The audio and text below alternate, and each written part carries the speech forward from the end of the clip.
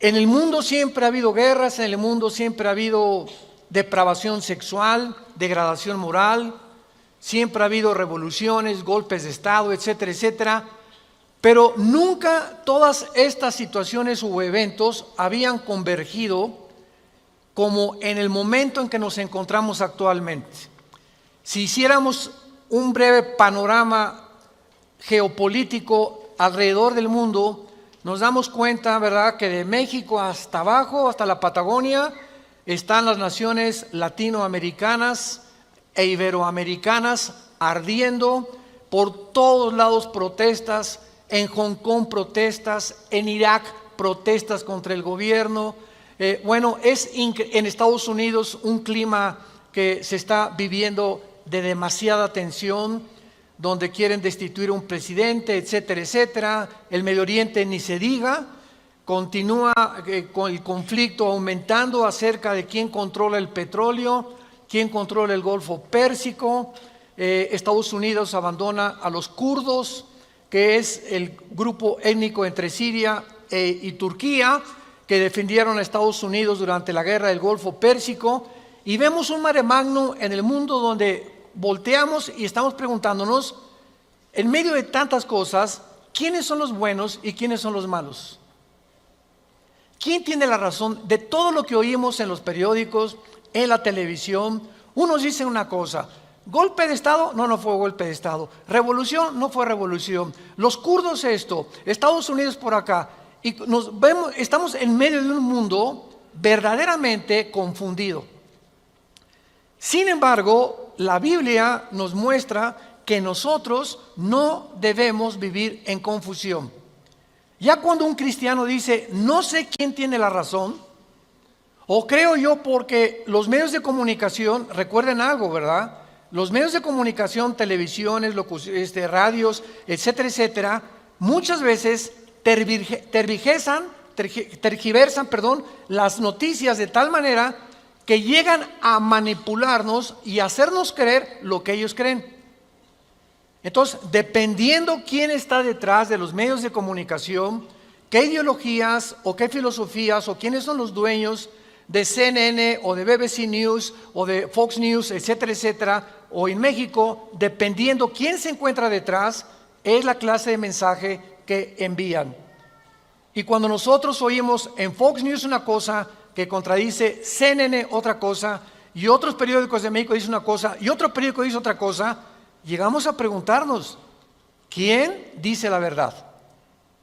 ¿No es verdad? Realmente, ¿quién dice la verdad? ¿En qué mundo nos encontramos? Realmente, ¿cómo podemos nosotros afianzarnos? Es como si estuviéramos en un barco que se está hundiendo y nos hemos echado fuera de la borda, como cuando el Titanic en 1910-12 se estaba hundiendo. Nos aventamos al mar y nos agarramos de un salvavidas. Y ahorita así está el mundo. Estamos tratando de buscar un salvavidas, algo que nos dé seguridad. Algo que ya no produzca tanta tensión en nuestras vidas, tanta angustia, porque el mundo vive angustiado.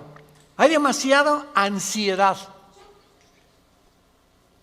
La enfermedad número 1 que la Clínica Mayo en Rochester y el Hospital Hopkins en Estados Unidos, que son las dos clínicas médicas más respetadas que hay en el mundo en cuanto a evaluaciones y a sugerencias médicas, coincidieron hace algunos años en que el factor común denominador o la causa número 1, escúcheme con mucho cuidado, este es un dato que viene de clínicas médicas, no cristianas. La causa número 1 de las enfermedades mentales y físicas del ser humano en el siglo XXI es el estrés.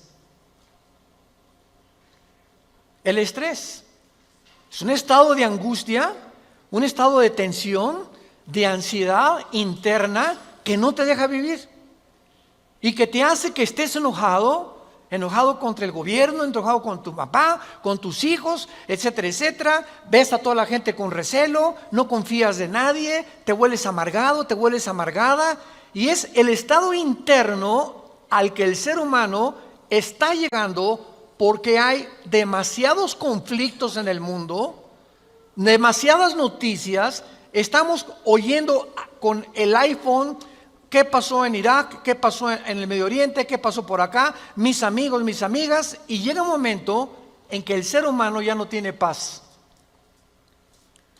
Ayer en el Congreso de Pastores que tuvimos en México, llegaron una familia a consultarme. Él es pastor, su esposa lo acompaña hace mucho tiempo, y me dice: Armando, quiero decirte una cosa. Tenemos un programa de televisión en Sudamérica y un programa de radio. Y el otro día estaba radiando unas noticias, me dice la esposa, y ¿sabes una cosa? Que de repente se me olvidó todo. Entré en un estado de amnesia en el que ya no sabía ni quién era yo. Algo me pasó en las neuronas de mi cerebro que se me fueron todas las ideas.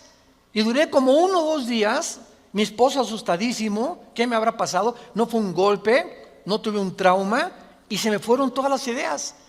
Inmediatamente le contesté y le dije: eres una mujer demasiado estresada. Y hay una autora inglesa que les recomiendo, ahorita mi esposa está devorando todos sus libros, que se llama Carolina Leaf, L-E-A-F, Leaf. Esta autora inglesa es neuróloga, pero es cristiana, y está haciendo los últimos descubrimientos del cerebro, de las neuronas, de la manera como afecta el estrés. Y en ese momento, cuando tú estás demasiado estresado y tienes demasiadas presiones, y los niños, y el esposo, y el falta de trabajo, y el buen fin, o lo que tú quieras mencionar, algo le pasa. Las neuronas son interconexiones eléctricas que tenemos, pero millones de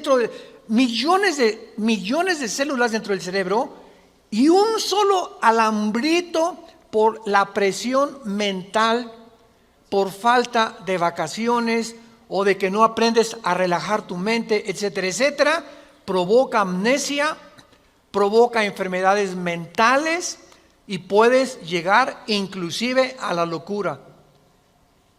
Esto es impresionante, porque es como un árbol lo que tenemos aquí adentro. Y ella está descubriendo que cuando tienes pensamientos negativos, las neuronas se unen más rápido. Esto es increíble porque así nos diseñó Dios.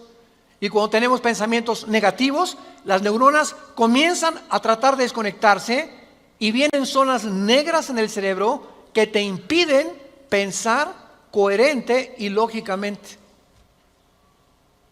Qué interesante que Filipenses 4:8 diga en la Biblia: en esto pensad, todo lo que es bueno, todo lo que es justo, todo lo que es buen hombre, ocupa tu mente pensando cosas positivas. Porque la gente que está continuamente pensando el mal, o qué mal hacer, o estar negando a Dios en su mente, algo afecta las neuronas del cerebro científicamente. Y cuando venimos a la Biblia nos damos cuenta, ¿verdad?, que se están derrumbando todas las ideologías. El comunismo ya no es el comunismo, porque el comunismo que yo practiqué, por ejemplo, ustedes muchos saben que antes de que yo fuera cristiano fui comunista, fui ateo. A los 12 años me decepcioné de la religión que nos inculcaron y llegué a negar a Dios. Las religiones son un engaño, todas quieren explotar a la gente. Estos eran mis pensamientos. Tenía el Che Guevara arriba de mi cuarto con un póster inmenso de él, y Marx y Engels y Lenin, etcétera, etcétera. Y para mí ese era mi mundo y era lo que yo creía era la respuesta, un sistema ideológico para poder cambiar la sociedad. Sin embargo, cuando descubrí, ¿verdad?, que este sistema era completamente contradictorio, como se demostró en 1990, que cayó el comunismo en Europa, cuando Mikhail Gorbachev confesó que era una ideología. Para que seas comunista, número 1, tienes que ser ateo. Escúchame con mucho cuidado. Número 2, tienes que ser darwiniano. O sea, tienes que creer que al morir no hay nada. que vas a la tierra y que no hay Dios y ahí acabó. No hay otra vida, no hay mundo espiritual, no hay ninguna otra dimensión. Número 3, tienes que ser humanista, no humanitario, humanista. O sea, tienes que creer que el hombre tiene las respuestas para sus problemas. Ese es el humanismo. Cuando creemos que nosotros podemos resolver la pobreza, las injusticias, etcétera, etcétera. Que es la historia del fracaso de la Liga de las Naciones Unidas, la OTAN, la OEA, llámale como quieras. El hombre es incapaz de resolver los problemas que van más allá de nuestra capacidad para resolverlos. Ese es el humanismo. Entonces, si no hay esta plataforma, no eres comunista, es una mentira. Y ahora los últimos comunistas o los últimos demócratas o los últimos que han tratado de implementar diferentes sistemas de pensamiento, se dan cuenta que están ya mezclando una ideología, comunismo con democracia, con capitalismo, porque no ha funcionado. Porque es la confusión a la que hemos llegado. Y como dijo don Teofilito en México, ni lo podremos alcanzar jamás. Porque no hay ningún sistema de gobierno perfecto. Decía Winston Churchill, entre los sistemas de gobierno, el mejorcito es la democracia, pero no es perfecta tampoco. ¿Por qué? Porque somos seres humanos que necesitamos a Dios. Necesitamos a Dios. Necesitamos una guía, necesitamos un manual, necesitamos una luz. Y por eso el mundo está perdido completamente. Me decía el otro día un piloto que es vecino de la casa de ustedes donde vivimos, de American Airlines, me decía: Armando, le digo, oye, cuando tú vas en el avión allá a 10,000 metros, 10 kilómetros arriba de la superficie de la tierra, 33,000 pies, 35,000 pies, ¿cómo le haces para saber si no vas para acá o no vas para acá, o vas subiendo o vas bajando?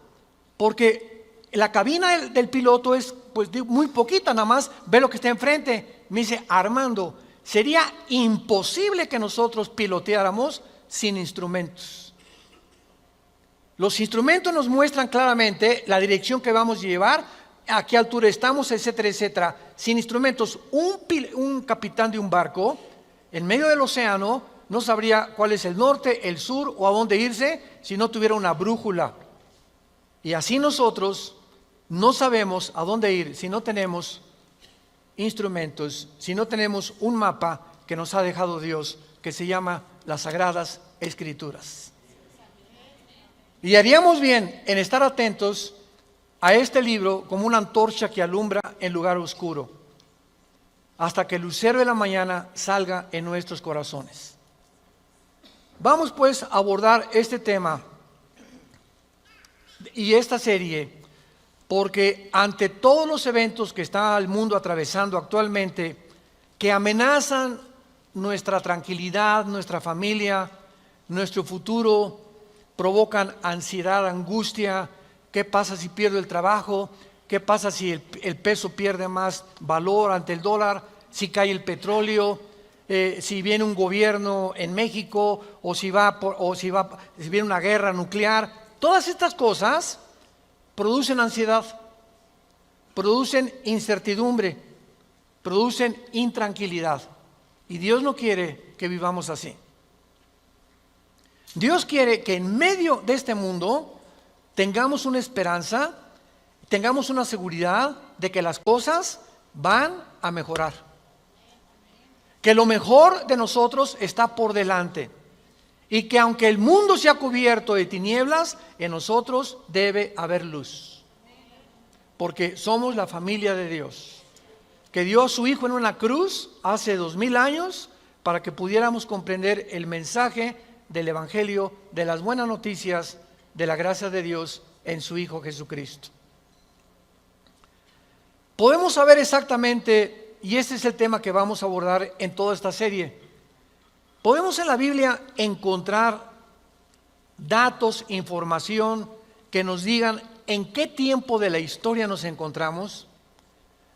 ¿Podríamos realmente decir con seguridad nos encontramos a 10 años de que Cristo venga, o a 5 años de que Cristo venga, o nos encontramos al borde de un caos nuclear o estamos en la orillita de la autodestrucción del ser humano, esta información se encuentra en este libro.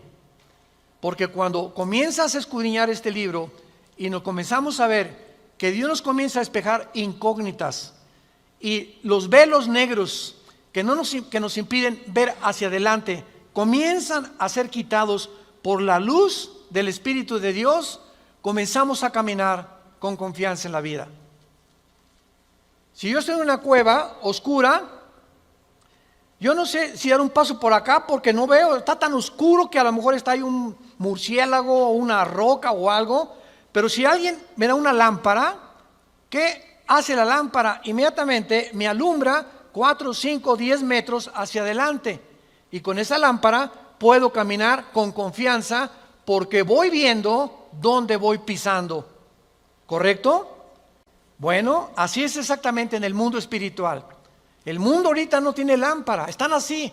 ¿Será melón? ¿Será sandía? ¿Será, ya sabes quién? Por aquí, por allá, ¿y para dónde? Esto, ¿tendrá razón ellos? ¿Tendrá razón estos? ¿Tendrá razón este gobernante? Por acá, y así está el mundo. Pero cuando tenemos la palabra profética más segura, vamos a comenzar a caminar con confianza y a darnos cuenta del Dios que nos dice, no temas. No temas, estoy contigo, nunca te dejaré, nunca te voy a abandonar. Estaré contigo todos los días hasta el fin del mundo. Y aunque se cierren los cielos aparentemente y la oscuridad, la tierra esté cubierta de ella, mientras más oscuro, las estrellas se ven mejor. Mientras más oscuro, vamos a tener más luz, porque vamos a poder brillar en medio de las tinieblas. Claro que la Biblia nos va a revelar todos estos sucesos y calamidades antes de que sucedan, para que cuando sucedan corroboremos, comprobemos, confirmemos que Jesús tuvo realmente la razón y que Él es el Hijo de Dios. Y esto es lo que nos da la fortaleza, las convicciones, porque lo que más se necesita ahorita en el mundo es seres humanos con convicciones profundas en sus vidas, con mucha integridad para vivir. Y cuando tú eres una persona de una sola pieza, como dijo Pablo, yo sé en quién he creído, ya no te engaña la gente. Ya no te engañan las películas, no te engaña la televisión, no te engañan las noticias, porque tu fe está bajo una roca. Estás parado en un fundamento inconmovible. Y este fundamento es la palabra de Dios. Vayamos a ver algunos pasajes en primer lugar en el capítulo 46 del libro de Isaías. Si no traes la Biblia, por eso estás así. Con razón. En Isaías capítulo 46, versículo del 9 al 10, veamos algunas respuestas anticipadas que este profeta hace 2700 años escribió. Isaías 46, versículo 9 y versículo 10. Dice Dios, acuérdense de las cosas pasadas desde los tiempos antiguos, porque yo soy Dios y no hay otro Dios y nada hay semejante a mí, que anuncio lo porvenir desde el principio y desde la antigüedad, lo que aún no era hecho, que digo, mi consejo permanecerá y haré todo lo que quiero. En este pasaje Dios claramente nos muestra que Él va a demostrar, el Dios de la Biblia, que Él es Dios. Y que todos los demás dioses, ¿verdad?, no son realmente más que ídolos. Y aunque detrás de todo esto hay criaturas espirituales que se le llama dioses en la Biblia, Él es el Elohim de los Elohim. Él es el Dios de los dioses. Él es el rey de todos los demás súbditos que ocupan el universo. Y que Él nos va a anunciar lo que va a venir para que sepamos algo. Lo que Dios dice va a permanecer. Y va a hacer todo lo que Él ha dicho que va a hacer en la Biblia. Veamos otro pasaje en el Nuevo Testamento, en Primera de Juan. Antes del Apocalipsis está Primera de Juan, para que no andes por el Éxodo. En Primera de Juan, capítulo 4, versículos 5 al 6, el apóstol, el último de los apóstoles de Jesucristo, que murió a los 93, 92 años de edad, fue el último que murió de ellos, escribe, Primera de Juan 4, del 5 al 6, ellos son del mundo. Siga con cuidado esta lectura. Ellos son del mundo, por eso hablan del mundo. Y el mundo los oye. Nosotros somos de Dios. El que conoce a Dios nos oye. El que no es de Dios no nos oye. En esto conocemos el espíritu de verdad y el espíritu de error. Tú prendes el radio y dices, ¿qué quiero oír? La charrita del cuadrante. Bueno, porque eso es lo que quieres oír.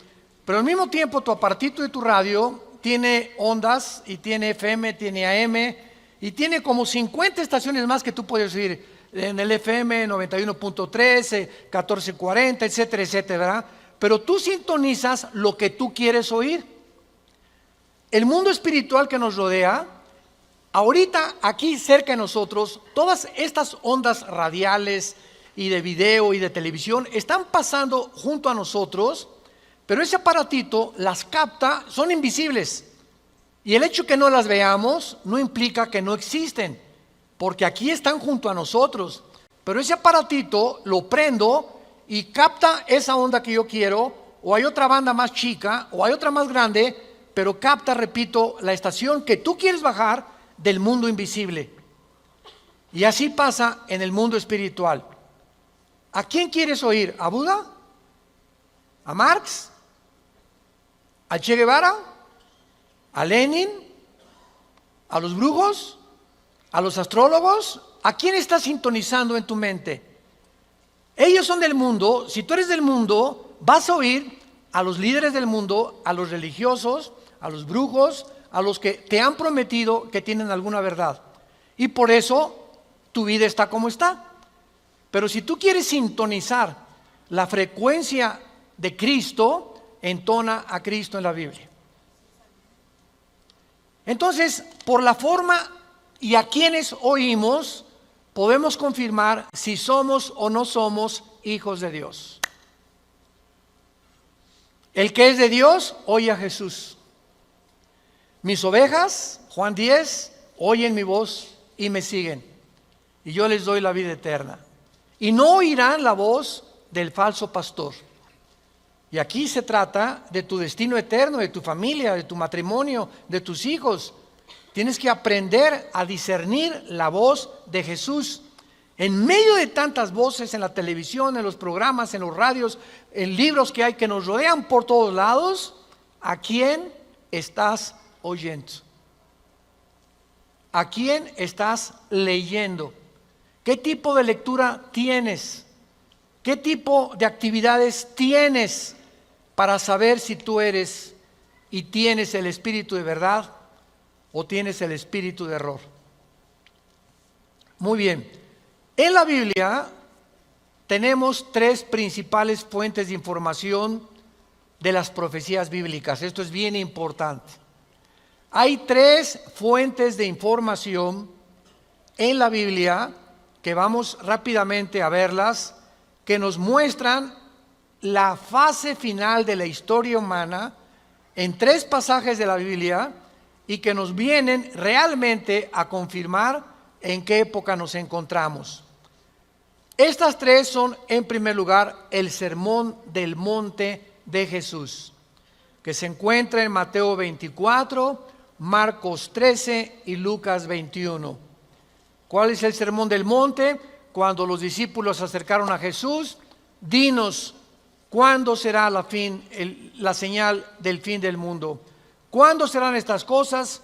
y cuándo será la señal de que tú vas a regresar. Y ahí Cristo comienza a enumerar una serie de eventos y señales. Habrá guerras, falsos profetas, muchos van a ser engañados, pestes, terremotos, y será el principio de los dolores. La segunda fuente de información se encuentra en Primera de Tesalonicenses, capítulo 4, del 3 al capítulo 5, versículo 4. Esta revelación la compartió el apóstol Pablo de los últimos tiempos. Y la tercera revelación acerca de los últimos tiempos la encontramos en el libro del Apocalipsis, del capítulo 5 al capítulo 19. En estos capítulos se encuentra claramente todo lo que la planeta Tierra y la humanidad va a atravesar. Ahora, muy bien, cuando estudiamos estos pasajes, podemos concluir que efectivamente vendrán tiempos difíciles al mundo, sorpresivos y amenazadores, que es de lo que hemos estado hablando en los últimos 10-15 minutos. Nadie puede negar que vivimos en un mundo conflictivo, amenazador, que ha llenado al mundo, a los seres humanos, de ansiedad, de intranquilidad, de falta de paz, de suicidios, de mejor me quito la vida, o me emborracho, o me drogo. ¿Por qué los jóvenes se drogan? Pues porque es una forma de evadir la realidad. La realidad para muchos jóvenes es tan negro y tan negro lo que se ve en el mundo, que ya no quieren o no creen que pueden atravesar esa cortina oscura, no creen que hay una luz detrás, y se enfrentan a un mundo que parece que se los está comiendo, tragando, y prefieren salir de este mundo. Los que se drogan, ¿por qué se drogan? Los que se emborrachan, ¿por qué se emborrachan? Porque la realidad es tan cruda que no la quieren enfrentar en sus 5 sentidos. Entonces, detrás de cada persona drogadicta, alcohólica, etcétera, etcétera, se encuentra un conflicto interno espiritual. Porque como en el área forense, cuando tú estudias, yo recuerdo que hubo una época en mi vida que comencé a estudiar criminología, dactiloscopía y balística. Quería ser detective, imagínense. Siempre me ha gustado la investigación. Y me dio unos meses por meterme y compré libros, etcétera, etcétera. Y siempre cuando en esa área te involucras, los detectives o los investigadores siempre están buscando el motivo por el cual alguien le quitó la vida a la otra persona. Porque siempre hay un motivo del que cometió fraude. El motivo de por qué mató a su mamá. El motivo por qué abandonó a su esposa. Siempre detrás de cada acción hay un motivo. Y cuando descubrimos el motivo, nos ayuda a poder tener una pieza del rompecabezas más clara para poder averiguar o decidir quién fue el asesino o quién fue el ladrón o quién se encuentra detrás de eso. Y cuando nosotros vemos esto, ¿verdad?, que el motivo por el cual la gente hace lo que hace en el mundo, nos damos cuenta que el mundo está espiritualmente muriéndose. Y nosotros tenemos la medicina. Qué triste que tengas compañeros en tu escuela que estén tan confundidos, que no les has hablado jamás de Cristo, que tengas amigos que haces negocios con ellos, que tengas un taller de carpintería, de plomería, o eres mecánico o abogado en tu bufete o un médico, y la gente a tu alrededor, vemos a la gente, caras vemos y están llorando por dentro, están deshechos por dentro. Que si esa hermanita, la enfermera que diga, ay hermanita doctora, ¿cómo está? Muy buenos días, ¿verdad? Y te encierras con ella y te pones enfrente de ella, te puede olvidar se quitan esa máscara que están usando y caen en una expresión de llanto, de angustia, que están escondiendo, poniéndose una máscara de aparente felicidad. Y así las personas que tú ves, no es cierto que son lo que estás viendo. Detrás de cada persona se encuentra un drama. Se encuentran problemas más allá de lo que podemos imaginarnos. Así que nosotros tenemos la respuesta y la medicina, qué estamos haciendo con ella, y vamos a dar cuentas en la otra vida de todas las cosas que nunca cumplimos en la palabra de Dios al compartir el mensaje de Jesucristo.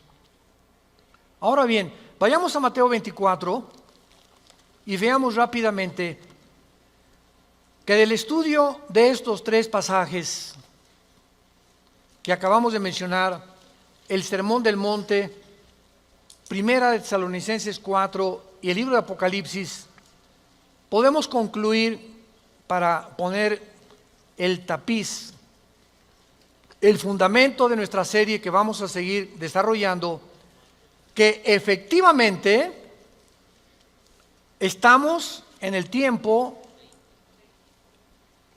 de eventos muy amenazadores, sorpresivos, y aunque nosotros los cristianos no querramos ver, ni vamos a estar, esto está garantizado, nosotros no nos vamos a encontrar en los acontecimientos del libro del Apocalipsis.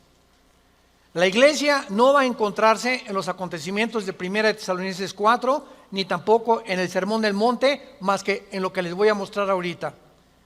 Y no vamos a ver nosotros el Armagedón.